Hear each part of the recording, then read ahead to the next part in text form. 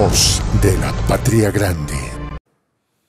El periodista Seymour Hersh concedió su primera entrevista a una cadena internacional tras publicar un artículo sobre el sabotaje a Nord Stream y eligió a esta casa para hacerlo. Conversando con nuestro programa Going Underground, explicó por qué no se puede creer en las afirmaciones de Estados Unidos sobre su inocencia. Les ofrecemos la entrega completa este sábado y ahora un fragmento.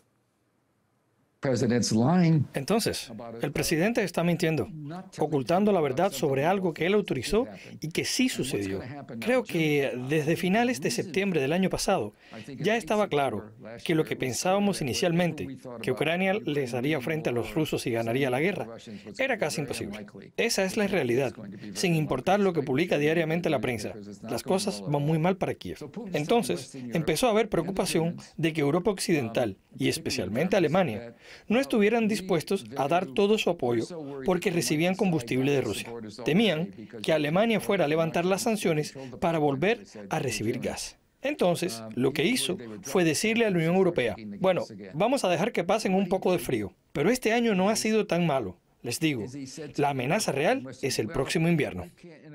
El grupo que lo llevó a cabo sabía que lo estaba haciendo con fines políticos, simple y llanamente. No era para ayudar a la guerra, sino para evitar que Alemania y Europa Occidental utilizaran el gasoducto Nord Stream 2 en caso de que el invierno llegara antes. El gobierno alemán había impuesto sanciones y detenido el gasoducto, pero aún tenía el derecho de abrir las nuevas líneas. Y eso era lo que no se quería. Ese fue el objetivo de la misión, asegurarse de que Europa Occidental siguiera apoyando a la OTAN y enviando armas a lo que claramente es una guerra indirecta contra Rusia. No tengo ni idea, quiero decir, no he hablado con nadie en Rusia. Allá, por supuesto, están respondiendo a la historia con mucho entusiasmo, porque están en una guerra y hay mucho en juego. Pero lo dudo seriamente. Bueno, déjeme ponerlo de esta manera. Ya lo he dicho en un par de entrevistas. Si yo fuera un reportero, viendo esta historia en el New York Times o en el Wall Street Journal, trataría de encontrar personas, incluso estadounidenses, que sean propietarios o miembros de las juntas directivas de alguna de las empresas que construyen oleoductos bajo el agua.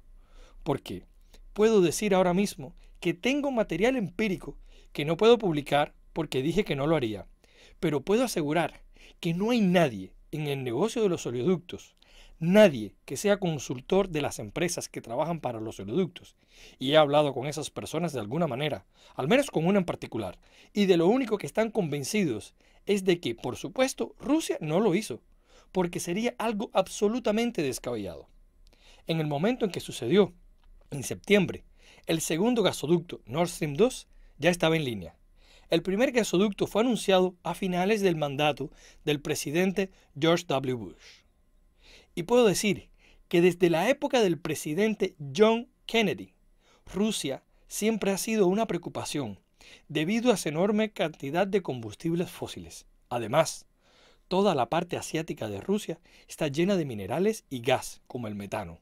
Siempre ha existido la preocupación de que Rusia pueda utilizar el gas como un arma política contra nosotros en la lucha que ha estado en marcha desde la Segunda Guerra Mundial.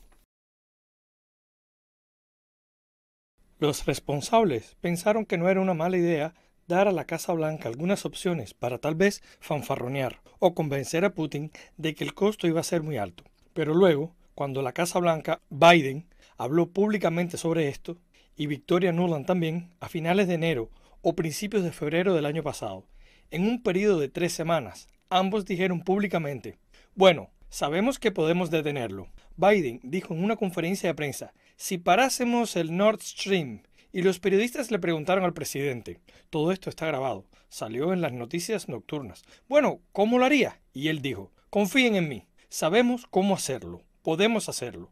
Algo por el estilo fue lo que respondió.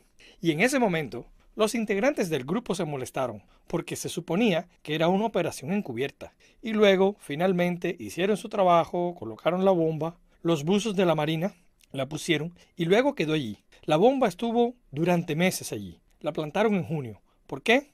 ¿Cuándo? Cuando parecía que los ucranianos iban bien en la guerra. Luego, a finales de septiembre, ciertamente, había pruebas de que había un problema muy serio, que no iba a ser pan comido para los ucranianos, como habían reportado algunos medios. El grupo que lo llevó a cabo sabía que lo estaba haciendo con fines políticos, simple y llanamente.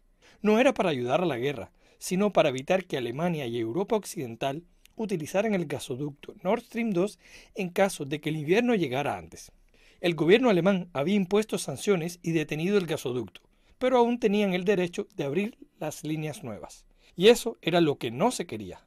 Ese fue el objetivo de la misión, asegurarse de que Europa Occidental siguiera apoyando a la OTAN y enviando armas a lo que claramente es una guerra indirecta contra Rusia. Has mencionado a Ed Snowden. Esto es lo que me interesa de él. En su momento estuvo en la CIA. Leí sus memorias, que son bastante interesantes porque él era realmente un niño, realmente interesado en las computadoras y no en la ciencia política. Así que él está allí y descubre esa única cosa acerca de la NSA que yo sabía y sobre lo que he estado informando en Washington para The New York Times y antes de eso para la AP. Cubrí la guerra de Vietnam en Washington, en el Pentágono. Y así llegué a conocer algo. Algunas personas que trabajan en el mundo de las intercepciones. Y la única cosa que entendí es que si usted está en el mundo de las intercepciones, no se puede interceptar a un estadounidense sin una orden judicial. Lo que descubrió Snowden fue lo que se le dijo y aprendió como consultor, y fue que habían cambiado la ley. Ellos lo revelaron y todo el mundo lo sabía. Ellos lo revelaron para que ahora pudieran escuchar si estabas escuchando a alguien que pensábamos que era un agente de Al Qaeda y tenía una conversación con un estadounidense. No tenías que dudar. Así que Snowden, que no es una persona política, sino una persona tecnológica, retrocedió ante esto. Y en ese momento había tal vez 25,000 personas que trabajaban para la NSA. Digamos que sé que más que eso, pero probablemente el 10% lo sabía directamente. Las reglas han cambiado. Había una regla muy importante. Las reglas son siempre no escuchar a los estadounidenses. Hay una constitución. Y de esos 10,000, 8,000 o más, uno habló sobre una violación directa de una de las cosas más sensibles de la Constitución estadounidense, el derecho a la libertad de expresión y a no ser vigilado sin una orden judicial. Voz de la Patria Grande.